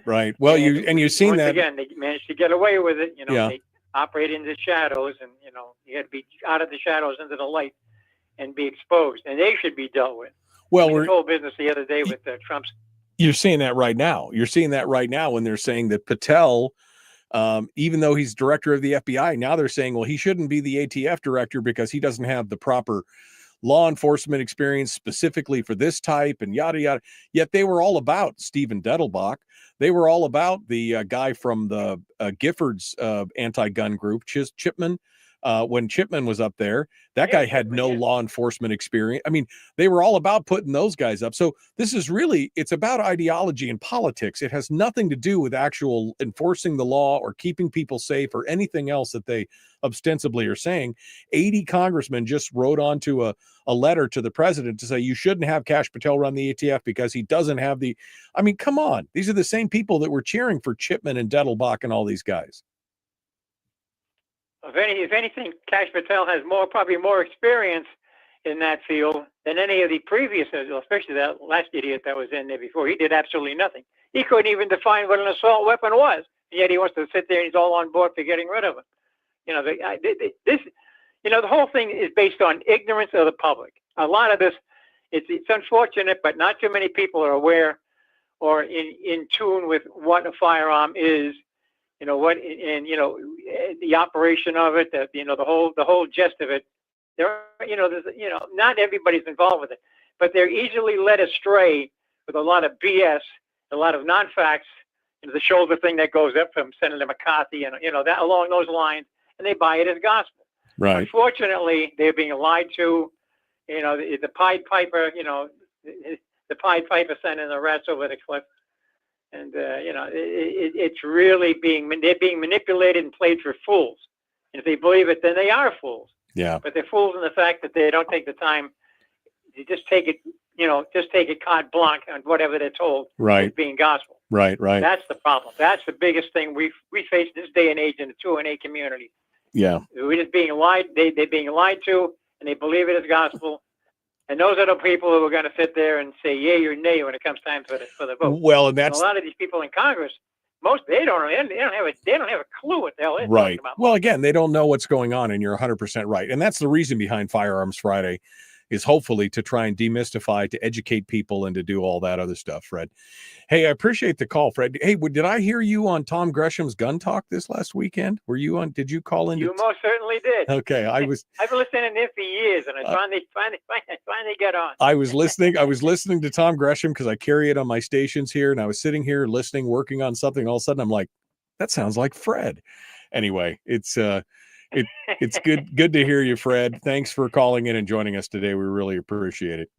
Appreciate you being part of it today. Hey, have a good week. Yeah, you too. I appreciate it. Interesting. I just got a message from a listener, and he says it's rather ironic, Aaron says, a Brady campaign radio ad during Firearms Friday on the Michael Duke Show. What the heck? Well, I don't know. The local station must be playing the Brady I don't have any Brady campaign ads in my interesting. But I guess if I was going to do something, and I guess I would put it in the show that I was mostly against. I guess that'd be the place to put it. I don't know. All right. I think this is Tom. Let's check to see who it is. Good morning. Who's this? Where are you calling from? Good morning, Michael. It's Tom from Tuccillle. How are you today? Yeah, good morning, Tom. What's on your mind, my friend? Well, let me tell you a quick story here. In 1978, I was 18. You can do the math there if you like. I bought a 1976 AR-15 Colt, A1 style, and I still own the gun today. And when I bought it, I paid $425 for it. That was like a whole paycheck for a month. That's real money, yeah. And it's actually my daughter's favorite gun that she loves to shoot. But anyways, when I bought it, it was completely stock, and we'd be out playing in the desert, shooting rabbits, things we probably weren't supposed to do. And every now and then, you couldn't make it do it. You just wanted to do it. It'd rip off 3 to 5 rounds all at once. And if it was pointing at a rabbit, it wasn't pretty. Yeah. So I did some research on it, and there's a notch in the top of the stock AR-15 hammer that causes a problem. And I was told by people, well, just put an M16 hammer and trigger in there. You'd be no problem. I said, well, where do you get that? So I went to the Cow Palace gun show back in 1978 and bought the $5 book that broke down an M16 and looked at all the different parts, because back then even you couldn't just go buy that part. And then I went over to another dealer and I rumbled through his trays and stuff, and I found the M16 hammer, the M16 trigger, and I put them in the gun, and I've never had a problem. Thousands of rounds through that gun now, and it's never fired full automatic again. No, I mean, it happens. There's just, So it's a lot of mechanical had stuff. A stock part in there that caused the problem. Yeah. Well, and again, from the there's so many problems, so many reasons that could be caused, whether it's fouling and being dirty, whether it's a mechanical failure. And that's the thing. It does happen occasionally. It doesn't mean that it was intentional. That was the worst part. They tried to duplicate that, and they actually, again, took the gun into the firearms branch and did all kinds of stuff. It's crazy. You're right. It is a mechanical problem, Tom, that could have been fixed, but nobody really wanted to look at it. Instead, what they wanted another notch on their belt and to convict somebody. Tom, it's good to hear from you. Thank you for calling in. I'm sorry I'm up against the break. I got more coming up. Willie Waffle's dead ahead. The Michael Duke Show. Common sense, liberty-based, free-thinking radio.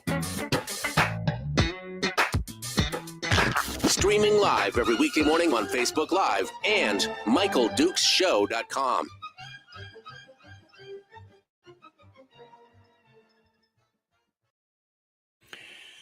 Okay. We're in the break. We're in the break doing our thing here. We're making sure that it's all good. Okay. It's all good. All right. Yeah. This is Slamfire. Okay. Let me go back up here. Oh yeah, it's daylight savings time this weekend. That ought to be interesting. Armed in AK said, I had a captain on a ship in Southeast that had the same problem with his Colt AR. I mean, it happens. It does happen. And it's not something that you want to happen by any means. But it's, it definitely does happen. And that's when you want to take it all apart and figure out exactly what you need to do. And like Tom said, maybe it just needs some parts replaced. Miguel says, everyone have a great weekend. Don't forget to move your clocks ahead this weekend when it's time. Let's get the ATF cleaned up with Dan. Man, I hope that's what's going on. I hope that is what's going on, is that Bongino is going to go in to the ATF. That would be amazing. That would be an amazing thing. Don't forget to set your clocks ahead and change the batteries. All the batteries. Don't forget to change all the batteries at this point. For sure. Anthony says, it's like the old saying, never attribute malice to something stupidity can be placed on first. Yes. That's the thing. How much of this, but here's the thing. I think a lot of this has to do with, again, many of these folks that are working for these various agencies, whatever 3-letter agency you want to talk about, it's the ends justifies the means, right? I don't think it's necessarily malicious per se, but it is, I've got to justify what I'm doing, so let me find whatever violation I can, whatever minor infraction that I can. And it's much easier when you have a controlled environment. It's easier, when you're going after FFLs who are literally under your thumb, it's much easier to find those guys and do something to those guys than it is to try and track down some random anonymous criminal out there doing something bad. And if you need to, make your name, and you need to justify to your superiors what you're doing and to show the closure rate of your cases and everything else, then you look for the easy route. And that's how we ended up where we're at today. And that's just a shame, because they take an oath to uphold the Constitution. But that seems to get pushed to the background when they're worried about justifying their positions or their jobs or their departments or whoever it is. Because they're supposed to first and foremost be upholding the Constitution and protecting citizens' rights. Instead, they start looking at the citizens as part of the group of problem out there. I mean, there's a subset of the citizens that are obviously criminals, but you can't look at the body as a whole and say, and this has been part of the problem when we've talked about the militarization of the police, where, the police are getting all this, military gear and Humvees and tanks and trucks and flashbangs and full auto suppressed weapons and all this other kind of stuff that they're getting. And you wonder, well, do they want to use them? Yes, they want. I mean, boys and their toys. Of course, you give me a full auto whatever, I want to go shoot it and try it out. Of course, they want to go do that. I remember back in the late 90s, there was early 2000s. It was after 9/11, so about early 2000s. There was a trade magazine, or it was a magazine aimed at military personnel, and essentially said, getting ready to get out, getting ready to retire, love kicking doors, come kick some doors with us. And it was an ad for one of the SWAT departments on the West Coast in California. I can't remember which department. I think it was San Diego. But basically, we're going to be kicking doors. That's what we were doing in Iraq, like Afghanistan. This is what we were doing. You're going to take that mentality, that battlefield mentality, and you're going to bring it home. And that's when they started viewing, the citizens as civilians, right? Oh, it's us versus them. Civilians versus law enforcement. Civilians versus, we're citizens. We're citizens. That's what it's supposed to be. It's kind of crazy, Tracer says having a blatantly malicious agent having a run-in with a blatantly malicious agent can change one's perspective big time. Yes, absolutely. That's all it takes. One run-in can ruin your life. It's not just a change in perspective. It can absolutely ruin your life. All right, I'm getting my phone set up here. Willie's calling in, locking him in here on the deal. You guys ready? Let's do this thing. A little bit of weekend pick me up. I want to talk about Daredevil. Let's talk about some fun stuff here. All right. There's a can of worm, citizen, says Fat Ray. All right, let's get back to it. Here we go. The Michael Duke Show. Common sense, liberty-based, free-thinking radio. Again, like, share, subscribe, ring the bell, do all that stuff. Only 25 of you have liked it.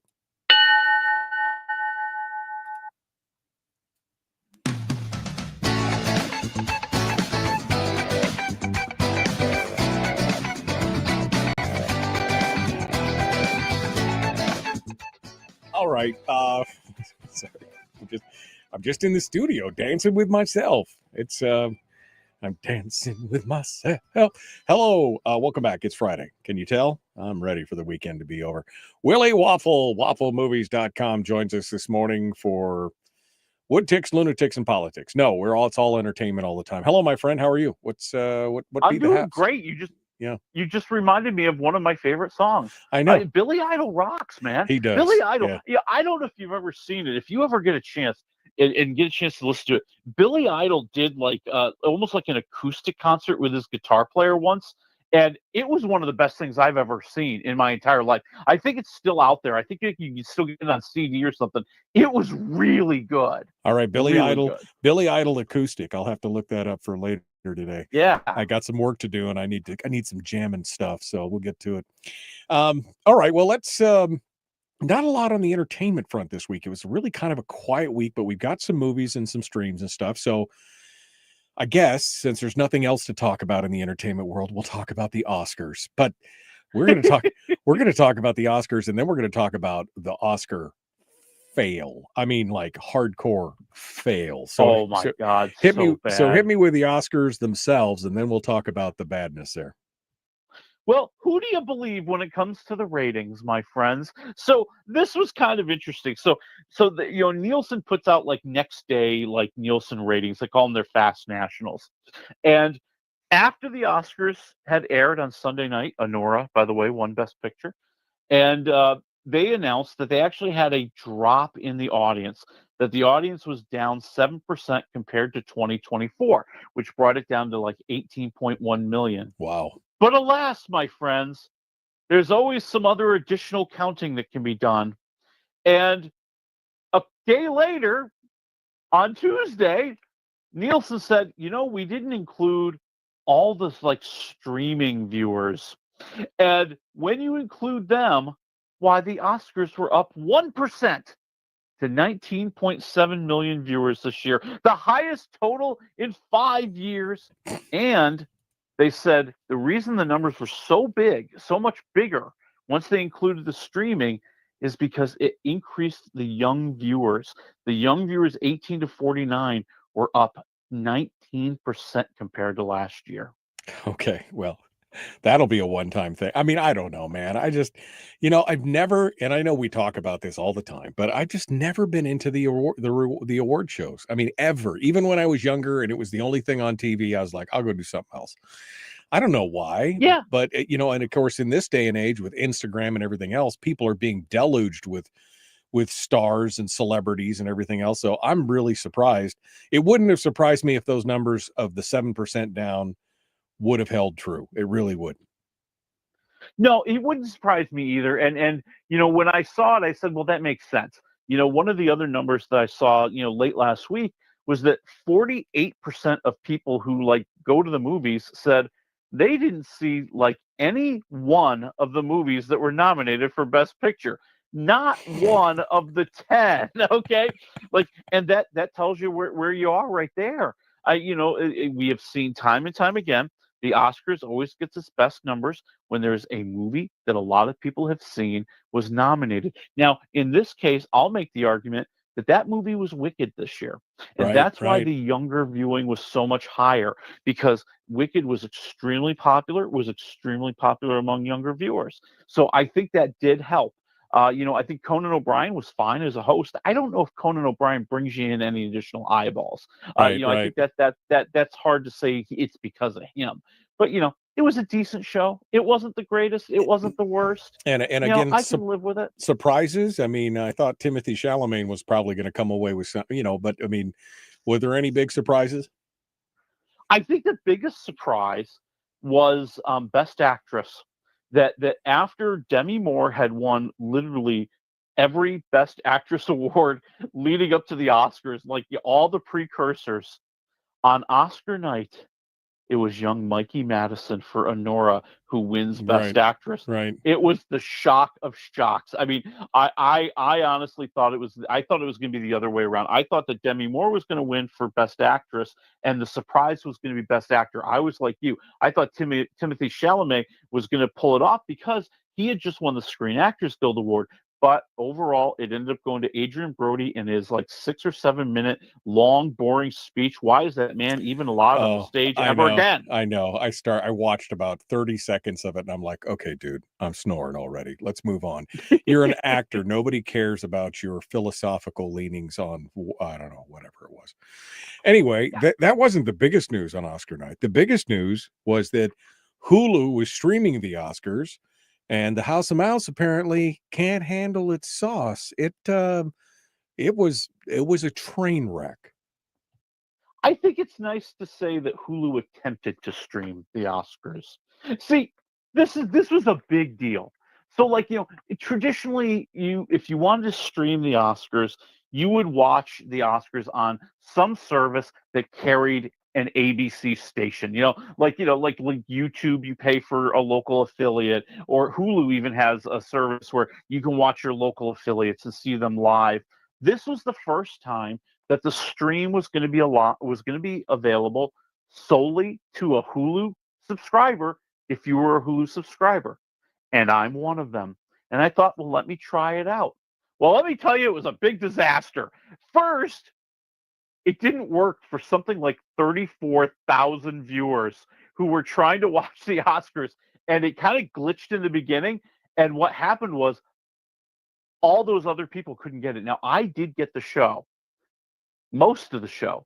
See, that was the second part of the problem. So after it took Hulu over 2 hours to actually fix the stream so that it was available to all the subscribers, the show, which had been scheduled to end at 10:30, which, by the way, never ends at the time when it's scheduled to end. Right. Hulu shut the stream down. Hulu shut the stream down with 2 more awards to go and put up a nice little message about, your live event is over. Thank you for watching. And I'm like, it's not over. It's not. There's 2 more. So there wasn't a live human being on the thing. Some guy set the time. He read the script and said, "Oh, it's supposed to be over at 10:30. Let me just shut it down at 10:30 and write it into the deal." Yeah, it was almost like it was pre-programmed. Like they didn't even want to pay somebody to sit there and watch it to make sure, hey, don't turn this off until they give away the awards. Nope. They just automated it, and then the thing shut down like with 2 awards to go. So Hulu is the biggest loser of the week, people. This is a black eye that they are not going to be able to live down. This is right up there with Netflix having all the streaming problems with the Mike Tyson, Jake Paul fight. Right. Yeah. But at least Netflix redeemed themselves. Right. I don't know if Hulu will. You are the weakest link. Goodbye. Yeah, Right. exactly. You're out the door. All right, well, let's move over to the movies. We got 4 different things: Queen of the Ring in theaters, Mickey 17 in theaters, In the Lost Lands in theaters, and then the Daredevil reboot on Disney, Born Again. Now, the Daredevil series was pretty groundbreaking. It was like the first Marvel series that was outside of the cinematic universe, and it was great. We won't talk about Iron Fist, but we will talk about Daredevil. Daredevil was amazing. So I'm looking forward to that. But you guide me. You give it to me in order here, my friend. I we've opened the door to talk about Daredevil. Let's go for it. And so this is a reboot. And I don't even want to call it a reboot. I want to call it a sequel. Right. Because it's a continuation. We are literally it's a continuation. It is literally picking up where we left off with the original series. And in some ways that's hard because I didn't watch all the series. Like I wasn't enamored with Daredevil. Nothing against Daredevil. I just wasn't into the series. And so when this is continuing throughout, and we've only seen the first 2 episodes. So throughout the first 2 episodes, you can tell there are certain callbacks to relationships or characters, and you can tell that's supposed to be important. So like I'm on my phone looking it up like, why was that important? Who's that guy? And it helps kind of fill in the blanks. But in general, it's a good, intense series. And what you've got is Daredevil. Well, Daredevil had a horrible tragedy that we see at the beginning of the first episode and kind of walked away from being Daredevil for a while.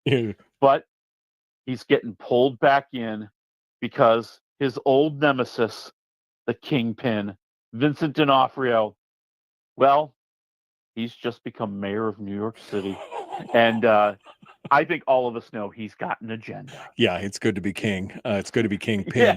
This is a great series. I mean, I really enjoyed it. I'm going to have to go back and watch the last season to get caught up and get the full scope of it. But I'll put it on the list. But again, they're only dropping 1 episode at a time again, so screw them. It'll be it's like I'm not watching Reacher for another 5 weeks because that's when the last episode drops. Okay, so -1 to 4 waffles so far on the 2 episodes you've seen of Daredevil. What do you say? I'm at 3 waffles because I think they've done a good job not only making it a good action series, but they have a nice mystery that's tying it all together. As Matt Murdock, who is Daredevil's persona, he is a lawyer, and he is representing a good Samaritan who's been accused of killing a police officer. And this is going to tie the whole series together, and it's going to bring out what Kingpin's real motivation is for becoming mayor and everything else. And that's cool. They've planted enough seeds to make me want to come back on Tuesdays. Maybe not every Tuesday. Maybe I'll be like you. I'll wait a couple weeks, then watch like 3 episodes in a row. Then I'll wait a couple more weeks. Exactly. I'll watch a few more. All right. Well, let's move on here. We got about 3.5, 4 minutes. What's next? Let's get it out of the way. Uh-oh. In the Lost Lands. Uh-oh. Yeah, and believe me, they're pushing. Now, I don't know if you heard, it's based on a short story by George R.R. Martin. They are leaning their hat right on that stick, man. Okay, milking it. By the way, it is a short story by George R.R. Martin. It turns out it's a really cruddy story, and it turns out to be a really cruddy, boring movie. Man. I'm telling you, if there was ever a movie that really should have been a video game, this is it. Okay, so it's Mila Jovovich, very good actress, good action star, and Dave Bautista, another good action star, a nice developing actor after his career as a professional wrestler. Well, they're a witch and a hunter, and they have to travel to a dangerous land to find an artifact for the queen that will make her shapeshifter so she could be with her werewolf boyfriend. And you think you've got problems, mister? Yeah, really, really. Yeah. And so, it's the journey, right? It's the odyssey that they're going on as they go through all these strange lands and they have these battles and they're forging forward. And so, that's the video game. That would be a great video game. Right. But here, there's no real great drama. There's no real great storytelling. The dialogue stinks. I mean, oh dear God, the dialogue stinks. I'm at one waffle. Oh. Just because the action scenes at least are cool enough to keep me watching. All right. So she wants to get to be a shapeshifter. She wants to turn into a real bit. All right. So let's go back over to the other two, Mickey 17 and the Queen of the Ring. Yeah, and these are also pretty good movies. I'll hit Mickey 17 first. So this is Robert Pattinson's movie. He is directed by Bong Joon-ho, who was the Oscar-winning director for The Parasite. And this was like his big movie that's been tied up for a few years, and it hasn't seen the light of day yet. And it's not because it's a bad movie. I think, it's a good, goofy sci-fi movie with some humor that kind of, I think, runs out of steam towards the end as the plot kind of starts to jump around too much. So, it's set in 2058. Robert Pattinson is this guy who, doesn't have much going on in his life, decides to join this expedition to this ice planet that we're trying to colonize. And the catch is, well, he's kind of expendable. So if he ever dies, which is every single day, there is a printing machine on their ship that will print him a new body, and they just download his memories into his new body so that he kind of keeps going day after day. Now, in some ways, okay, so now we have all the goofy scenes of all the way he dies, okay? And that can be kind of funny, and that can be a little bit crazy. But, eventually this movie is going to have to get serious. And, right. And in one way, it's serious in that, it's an examination of capitalism and what do we do with workers and how disposable workers can be. And then there's the very, very not subtle Mark Ruffalo. How do I put this nicely? Politician, wears a red hat a lot. Oh gosh, okay. Kind of has a tan. Yeah, and that's the kind of stuff that loses me. I'm at like 2.5 waffles. I thought it was average. All right, finally, Queen of the Ring. We only have 40 seconds here, so give me a quick waffle meter, and we'll pick it up. Yep. I'll go with 3 waffles. It's the story of professional wrestler Millie Burke, who revolutionized female wrestling throughout the Depression and after World War II and into the 50s and beyond. And it's a movie that gets better and better as the story gets more complicated, and you see the different troubles and bad relationships that happen throughout the movie. I'm at 3 waffles. I thought it was pretty solid. All right, we'll have to take a look at it. Thank you, Willie. We will see you guys on Monday. Be kind, love one another, live well. We'll see you then. Have a great weekend.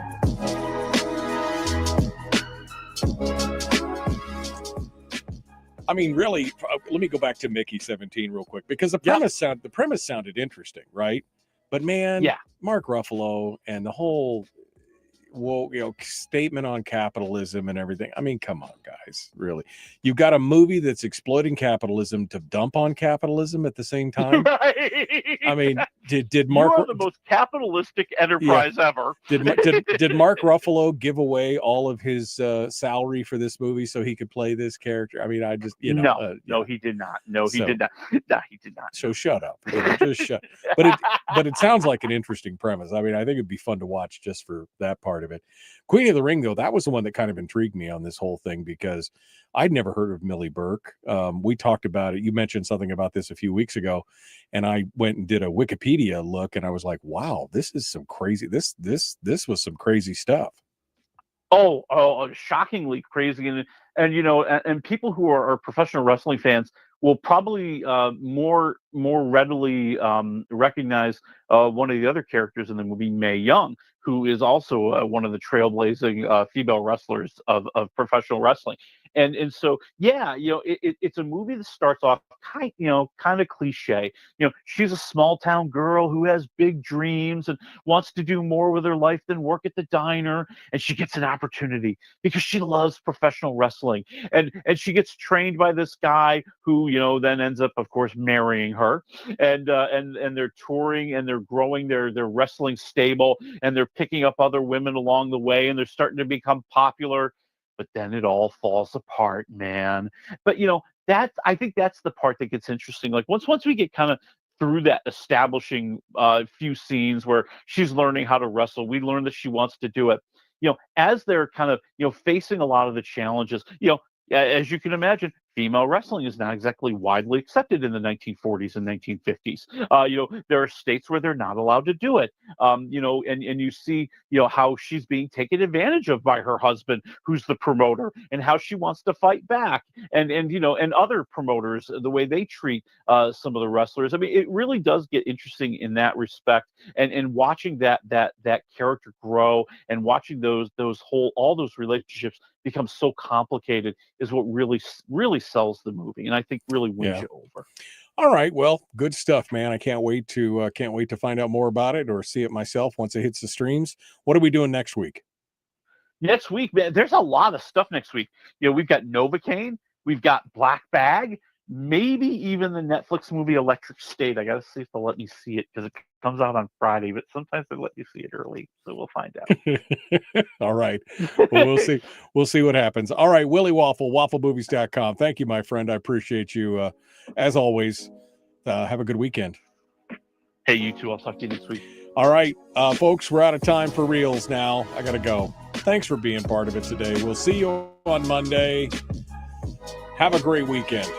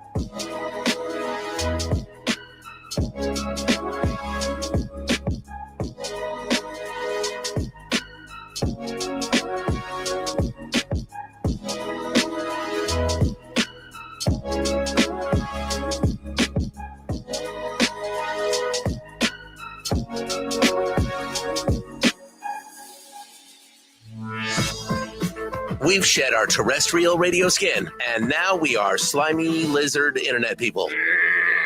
It's the Michael Duke Show.